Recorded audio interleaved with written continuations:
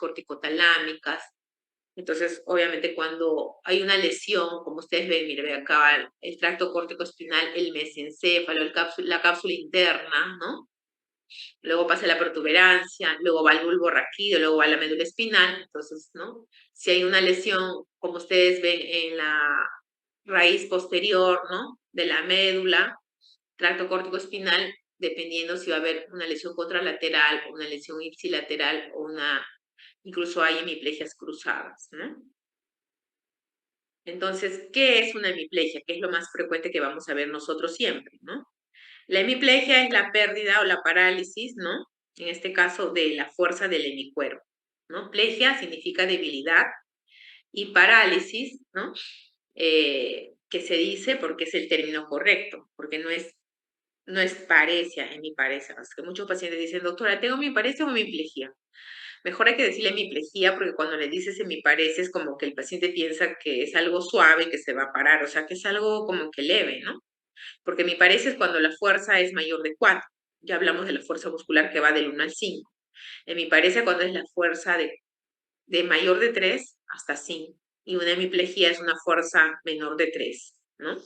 Es una fuerza 0 que no tiene nada. La 1 que es casi por ahí vestigios. La 2, ¿no? Que hace un movimiento que no vence la gravedad. 3 vence la gravedad y 4 es contra resistencia. Entonces, plegia es menor de 3. Entonces, hemiplegia significa la parálisis completa de la mitad del cuerpo, incluyendo el brazo, la pierna, no sé, el hemicuerpo. Representa la anomalía en la vía motora. Las lesiones son localizadas mediante una tomografía. Recuerden que lo primero que se pide en las fases agudas, primeras 48 horas, es la tomografía y luego la resonancia magnética, ¿no?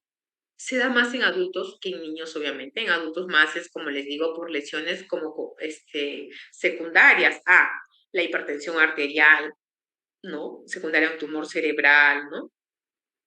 A isquemia por probablemente placas ateromatosas, ¿no? En los vasos. Y en niños, obviamente, son porque nacen con alguna malformación congénita arteriovenosa o tumores también, ¿no? Entonces, la hemiplegia versus hemiparesia, versus monoplegia, versus tetraplegia, versus paraplegia. Entonces, dependiendo de la zona donde se daña, también va a dar, pero generalmente la enfermedad cerebrovascular es caracterizada por una hemiplegia. Si la fuerza es menor de 3, como les decía, una fuerza mayor de 3, se llama hemiparesia, ¿ok? Y obviamente se da más en hombres que en mujeres. Entonces, la hemiplegia puede ser directa o indirecta o alterna. Hemiplegia directa es cuando, por ejemplo, pues se da en el mismo lado de la lesión, ¿ok? Si la lesión es en el lado derecho, entonces es hemiplegia directa porque le va a dar la plegia en el lado derecho. Lo normal es que le den el lado contralateral. Si, digamos, la lesión es el hemisferio cerebral derecho, la lesión debería ser en el hemisferio izquierdo, ¿no? Entonces, ahí vemos la directa se da por una lesión cortical, subcortical o capsular o talámica. Y una hemiplegia, ¿no?, alterna es por una lesión peduncular, protuberancial o vulvar, asociado también a la vía espinal. Entonces, ¿cuáles son las características de un paciente hemipléjico? Nosotros como médicos siempre tenemos que ver bien al paciente desde que ingresa al consultorio, ¿no? Entonces lo evaluamos desde todas las aristas. El paciente obviamente va a entrar con un bastón porque no se va a poder parar solo, porque tiene la hemiplegia en este lado del lado izquierdo. Va a ingresar con el codo en flexión, al antebrazo en pronación, va a hacer una marcha en estepage o la marcha en segador porque va a llevar el pie para afuera y obviamente va a caminar en punta de pie, como ven acá en la imagen, ¿no? Punta de pie. Y entonces encontramos la cabeza inclinada, parece de los músculos faciales, va a haber una parálisis facial, puede ser directa, cuando es del mismo lado de la lesión, o indirecta del otro lado de la lesión. Vamos a encontrar el codo flexionado, pronación del antebrazo, flexión de los dedos, como ven acá, circunducción de la cadera, extensión de la rodilla, va a ir en bloque, como ustedes ven, y flexión plantar. Flexión plantar, o sea, va a ser punta de pie.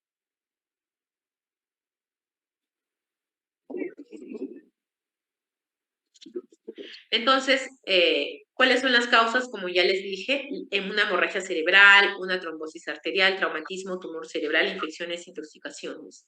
Entonces, la hemiplegia tiene varias causas. Entonces, ¿cuáles son las complicaciones?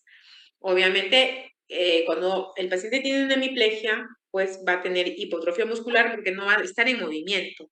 Entonces va a haber adelgazamiento muscular de los huesos también y va a provocar la osteoporosis por la falta de ejercicio. Va a haber una obstrucción intestinal, va a haber lesiones por caídas porque el paciente va a querer caminar por sí solo y se va a caer porque no tiene fuerza del otro en mi cuerpo. Va a haber una malnutrición porque a veces algunos se deprimen tanto que no quieren comer. La depresión, compulsiones, cuando obviamente hay afección por tumores cerebrales u otras causas. Y obviamente también va a haber una deformidad en la columna y esto, si el paciente no se moviliza y está postrado en cama, también le va a provocar una neumonía por aspiración. Entonces, ¿qué es el ictus? ¿No? Porque es bueno saber. Es un síndrome clínico que se caracteriza por el desarrollo rápido de signos de afectación neurológica focal o global que duran más de 24 horas o llevan a la muerte, sin otra causa aparentemente más que el origen vascular, ¿no? Entonces, según la OMS, lo definen así. El ictus, pues, es como un ataque, un evento isquémico o hemorrágico que de inmediato, obviamente, el paciente de un momento a otro está bien y se pone en coma porque hubo un daño cerebral, a lo mejor extenso, ¿no? Y si es algo leve, obviamente va a recuperar la conciencia y se despierta y ya no puede mover el brazo ni la pierna. Entonces es la principal causa de discapacidad en adultos, es la segunda causa de mortalidad global en España, la primera en mujeres, aproximadamente el 20-25% a los 6 meses no pueden deambular sin asistencia y más del 60% no pueden incorporar la mano y afecta a las ABDs. Entonces, la discapacidad en el ictus varía de acuerdo a la presentación clínica más frecuente que suele ser el déficit motor, ¿no? De acuerdo a la gravedad también inicial del cuadro clínico, el sistema de soporte de la familia, que es muy importante, la localización de la lesión, el estado mórbido del paciente, si el paciente aparte era diabético, era obeso, no era, tenía hipotiroidismo, el grado de recuperación neurológica también depende del grado de la lesión cerebral. Entonces, como ustedes ven, acá tenemos el polígono de Willis, ¿no? Entonces, si hay una hemorragia cerebral anterior, que es un 75%, generalmente, en una posterior suele ser un 25%. Entonces, como ustedes ven, la anterior es más frecuente. Va a haber un déficit motor y o sensitivo en el hemicuerpo contralateral, como ustedes ven, una hemianopsia homónima, disfunción cerebral superior, va a haber afasia, heminegligencia, discalculia, alteraciones cognitivas. Y en el caso de la, obviamente, hemorragia del cerebral posterior, va a haber una parálisis de los pares craneales, alteración de la motilidad ocular, disfagia, orofaringia, hemianopsia, déficit contralateral motor y o sensitivo y una disfunción cerebelosa, ¿no? Entonces, la severidad también depende de ello el pronóstico de la recuperación. Normalmente, pues, los pacientes hemipléjicos, según mi experiencia, se recuperan mayor de un año, ¿no? Acá dice 3 meses, mayor parte de recuperación neurológica, obviamente, ¿no? Pero recuerden que el paciente cuando tiene un SB, primero le da una hemiplegia plácida, ¿qué quiere decir? Está el tono muy bajo y todo se le cae, y a partir del mes recién empieza la espasticidad y empieza como que a caminar como en bloque, ¿no? O sea, aumenta el tono muscular. Entonces, algunos dicen que de 6 meses a un año una recuperación a más veloz es una velocidad más lenta, ¿no? Por eso que a los pacientes se les da un año de más o menos de tolerancia para ver cómo va a ser la evolución. Entonces, esto de acá es muy importante porque es predictor de la recuperación también. A veces, si el paciente de inmediato también hace una espasticidad, es un mal pronóstico. Entonces, la evolución inicial en los primeros días tras la lesión también es muy importante ver. Ahora, en este caso, la discapacidad está relacionada al ictus agudo o a los 6 meses, ¿no? Por ejemplo, la dependencia de las actividades de la vida diaria básicas en un ictus agudo es de 65-85%, a los 6 meses de un 25-50%. Incontinencia de los esfínteres también, porque pues la mayoría también afecta, ¿no? En un ictus agudo de un 30-50% y a los 6 meses de 5-20%, o sea, va mejorando con el tiempo. Luego, asistencia en los autocuidados, obviamente en el ictus agudo necesita mayor asistencia, pues, ¿no? Y otro tipo de ayudas también. Entonces, ¿cómo valoramos inicialmente? La American Heart Association Stroke clasifica el AJASO, clasifica esos déficits en 6 dominios, ¿no? Hay un déficit motor porque es la parte física, recuerden, ¿no? Un déficit sensitivo, porque pues, va a tener alteración de la sensibilidad superficial o profunda. Déficit visual, porque uno va a tener mianopsias, ¿no? Lenguaje, porque puede tener afasia global, una afasia motora, afasia de Broca, también una afectación cognitiva, porque algunos van a tener problemas cognitivos, no van a comprender bien, no van a fluir bien en su lenguaje, no van a hablar bien, no van a repetir. Y obviamente emocional, porque es un choque para cualquiera quedarse paralizado del medio cuerpo, ¿no? Imagínese, de un momento a otro te levantas y no puedes mover tu brazo y tu pierna, debe ser algo chocante, ¿no? Nadie le gustaría pasar por ese proceso, lamentablemente, ¿no? Entonces, según la escala de NIS, nos ayuda a la valoración inicial de todos los pacientes. Entonces, acá vemos, ¿no? Por ejemplo, ¿en qué mes estamos? O sea, tenemos que preguntarle si el paciente está orientado, pues, ¿no? ¿Qué edad tiene? Órdenes motoras, cierre los ojos, aparición de las órdenes.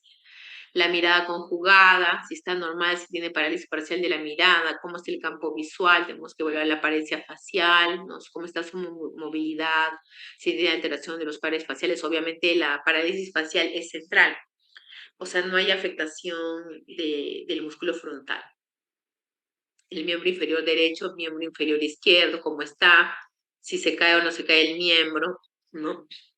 Por ejemplo, si hay una ataxia en el miembro, si hay, cómo está la exploración sensitiva, es normal, pérdida de la sensibilidad, leve, moderada, grave, ¿no? El lenguaje, cómo está normal, ¿no? Si tiene influencia, si comprende, si domina, cómo está la disartria, si es una disartria normal o es ligera, moderada o es grave, cómo está, por ejemplo, la extinción, ¿no? O intención, ¿no? Por ejemplo, si tiene la intención de levantar el brazo, tú le dices, a ver, tócate la cabeza y a lo mejor tiene la intención, intenta, ¿no? O algunos ya ni lo intentan, porque también tienen una alteración de la comprensión.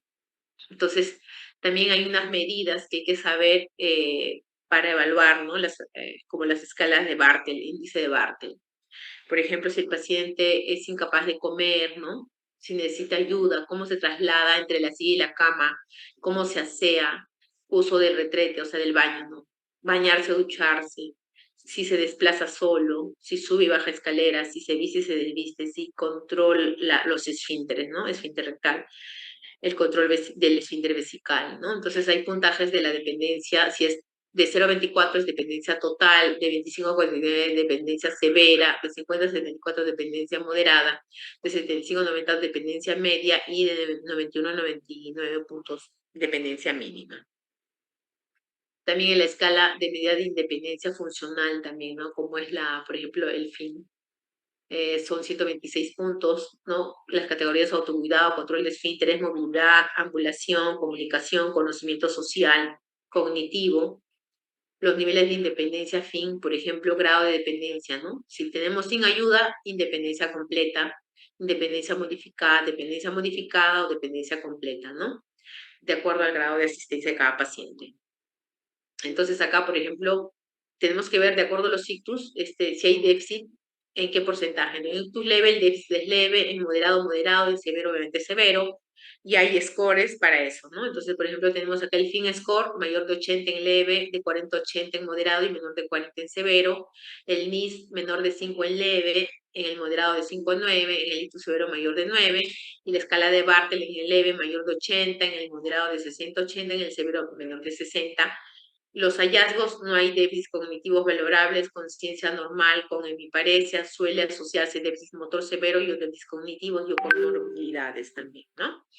Entonces, la rehabilitación lo hacemos en equipo, como les vuelvo a repetir, puede requerir el paciente terapia física para la parte de la deficiencia física, la hemiplegia, la parte de la fascia lo hace el terapeuta del lenguaje y la parte de las actividades de la vida diaria para mejorar la funcionalidad del miembro superior lo hace el terapeuta ocupacional, ¿no? Entonces, recuerden que en la cabeza está el médico rehabilitador y obviamente el fisioterapeuta de la terapia física, el terapeuta ocupacional, el terapeuta del lenguaje, con el trabajador social, el psicólogo, y acá falta obviamente el neurólogo, neurocirujano, es el que tiene algo que operar, tiene un tumor cerebral. Entonces, todo eso es muy importante, ¿no? Entonces, hay que fijar objetivos a corto y largo plazo con participación del paciente y de los cuidadores. Hay que hacer un razonamiento clínico, interpretar la valoración, identificar los problemas, priorizamos los objetivos y planificamos el tratamiento. El tratamiento se basa en la reeducación del movimiento mediante práctica específica y repetida de las actividades. Lo ideal es introducirlo al paciente al autotratamiento, o sea, no solamente en la terapia tiene que hacerlo requerido, sino también en casa cuando no esté en la terapia, porque a veces la terapia demora solamente de 45 minutos a 1 hora. y la mayor parte de horas esté en la casa, entonces el cuidador, ¿no? O él mismo, si es que puede, obviamente tiene que empezar a hacer los ejercicios y si no con asistencia del cuidador. Es muy importante también la revaloración, ¿no? Y revisión de las metas mientras esté en el tratamiento, así como después del alta, ¿no? Y si vemos que no está mejorando, se tiene que modificar el tratamiento, se tiene que integrar al autotratamiento a largo plazo. Entonces, en la fase aguda, ¿qué es lo que hay que hacer? Movilización precoz, reducción de las complicaciones, evitar, obviamente, semisentarlo para evitar la neumonía aspirativa, evitar la ITU, porque si los que están pacientes con sonda y tiene un cuidador, puede ir, ¿no?, al baño o colocarle la chata para evitar el uso de sondas folio o pañales. Trombosis venosa, obviamente siempre vendar los miembros inferiores, hacer una posición semifoler o elevar los miembros en 30 grados. Hay que obviamente mejorar los acortamientos musculares, evitar las úlceras de presión. Es muy importante el colchón antiescaras o a veces usan los pellejos de la sierra, que son de las ovejas, los cueros de las ovejitas o, ¿no?, o de las vacas debajo de la sábana para evitar la formación de escaras, porque el paciente puede no tener medios económicos para comprarse un colchón antiescaras. Al final de esta fase, de 5 a 10 días posteriormente, el paciente obviamente va a estar más estable y va a haber una rehabilitación más activa con participación del paciente, porque al principio va a estar en la fase bien flácida y el paciente no va a poder mover, va a estar en una fuerza de 1 o de 0. Entonces, en casa se necesitará habitualmente el apoyo del cuidador o la familia, al menos en la fase inicial, ¿no? Y en la fase subaguda, pues se termina la estabilización de la recuperación neurológica de 3 a 12 meses post-ictus, dependiendo de la gravedad y la evolución. Pueden surgir complicaciones, dolor del hombro parético, espasticidad, rigideces articulares, neumonía, UPP, problemas vasculares. Por eso es importante la rehabilitación precoz. Entonces también la espasticidad, como les dije, primero el primer mes el paciente pues va a estar flácido, pero ahí viene la espasticidad, va a estar muy duro, es el tono incrementado, ¿no?, a velocidad dependiente. Los músculos antigravitadores van a estar espásticos, el miembro inferior va a haber una aducción de la cadera, como ven aquí, ¿no? Una aducción de la cadera, ¿no? Va a haber también una extensión de la rodilla y el pie en equinovaro. El miembro superior va a haber una aducción, rotación interna y empronación. El antebrazo con flexión de los dedos, ¿no? Va a empuñar los dedos y algunos los dejan tan duros que no se les pueden estirar. La postura va a estar en una postura cifótica, va a tener tendencia a la escoliosis, va a tener una alteración en los giros y transferencias, obviamente, ¿no? Entonces es muy importante trabajar en el control del tronco, o sea, mantenerlo en posición de 90 grados para lograr la bipedestación y posteriormente reeducación de la marcha, actividades de la vida diaria del lado sobre todo no afectado, con ayuda del lado obviamente paralizado, facilitar técnicas de comunicación, obviamente empezar la terapia del lenguaje, ¿no? Y también hay métodos compensatorios que van dirigidos a estimular actividades específicas. Su objetivo principal es el aprendizaje pragmático adaptado a una tarea para lograr una recuperación funcional, ¿no? Y sobre todo siempre darle estímulo al paciente que va a mejorar, no decirle al principio que va a dar con secuelas, porque obviamente eso va a ser también como algo que no va a darle el estímulo para que continúe haciendo los ejercicios, porque como le dije al final, hay una plasticidad neuronal también. Entonces, la rehabilitación está basada en el reaprendizaje motor orientado a las tareas, ¿no? Se basa en ejercicios tradicionales, ¿no? Y repetición de actividades significativas en el día a día. Mejores resultados son pacientes que inicialmente se les empezó el tratamiento de manera precoz, sobre todo los casos leves o moderados. Se comienza cuando se han recuperado los movimientos antigravitatorios de la extremidad, ¿no? Y terapia también sin restricción del lado sano. No necesariamente hay que hacer la terapia del lado afectado, sino también del lado sano, porque a veces también los pacientes empiezan a usar el otro lado y les duele más, ¿no? Entonces hay métodos restaurativos, como que se basan en ejercicios tradicionales de neurofacilitación para maximizar la recuperación motora. Va a haber una facilitación propioceptiva llamada FNP para utilizar los patrones de movimiento fuertes del paciente para fortalecer los movimientos de los músculos más débiles. Las técnicas de FNP utilizan la estimulación manual, como ven acá el terapeuta, y las instrucciones verbales para inducir los patrones de movimiento deseados y mejorar la función motora. El método Bobat, que utilizamos la pelota Bobat, como ustedes ven acá, su objetivo es reducir la espasticidad y las sinergias utilizando posturas adecuadas y movimientos específicos para facilitar respuestas normales involucradas en el movimiento voluntario. Tenemos la terapia del movimiento de Brunstone, hace énfasis en patrones sinérgicos del movimiento que se desarrollan durante la recuperación de la hemiplegia, apoya el desarrollo de sinergias flexoras y extensoras durante la recuperación temprana, asumiendo que esta activación sinérgica del músculo resultará en movimientos voluntarios. En la fase subaguda hay que recuperar el control motor, hay que mejorar la marcha, mejorar la función de miembros superiores. La deambulación obviamente primero empieza en una barra en paralelas para que el paciente no se caiga. Mejor, luego pues de ahí pasa lo que es el andador y luego, ¿no?, el bastón. mejorar la función de miembros superiores, aumentar la participación, y la espasticidad es muy importante, que también se debe ser tratada no solo en la parte de terapia, sino también en parte médica. En la parte de terapia se hacen movimientos pasivos, activos asistidos, mejora la postura, uso de ortéticos como la manopla en la muñeca, porque los pacientes con espasticidad y hemiplegia hacen puño, y entonces para evitar que estén haciendo continuamente puño se le coloca una manopla o una férula dorsal de la muñeca.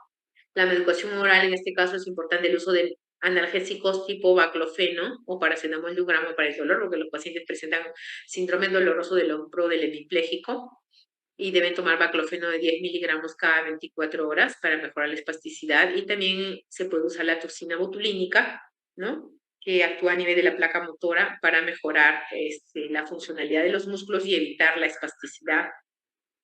Es muy importante, por eso durante la rehabilitación también el control de tronco, bipedestación y marcha, como ustedes ven, ¿no? Entonces empieza primero con un andador, perdón, ¿no? ¿Ve? Y luego el paciente primero está todo inclinado, apoyado con todo el cuerpo, y ahí ya tiene más estabilidad, ¿no? El uso de ortesis entonces es muy importante, especialmente para evitar el pie en equino durante la marcha, y las ayudas técnicas como los bastones facilitan una marcha más segura. Entonces, marcha suspendida sobre el tapiz, o sea, teniendo las bandas, ¿no? Las caminadoras es muy importante.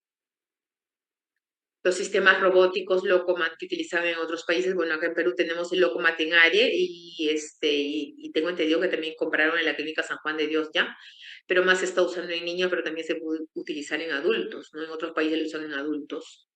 Al final de la fase subaguda y en la fase crónica se incluye también el ejercicio aeróbico y ejercicios de restauración en el agua, la hidroterapia o la piscinoterapia, ¿no? Cuando existen déficits como negligencia, hemianopsia y problemas perceptivos, se buscará estimular el lado deficitario disponiendo de terapias y estímulos ambientales de forma que se facilite la exploración del campo visual recortado y la percepción de la extremidad afectada, ¿no? En este caso también se pueden utilizar los granos, las semillas, las texturas para la parte de la propiocepción y la sensibilidad profunda, ¿no? Gracias, chicos. No sé si hay alguna pregunta. Creo que estamos en aras del tiempo con su clase. Le he robado 15 minutos a su otro profesor.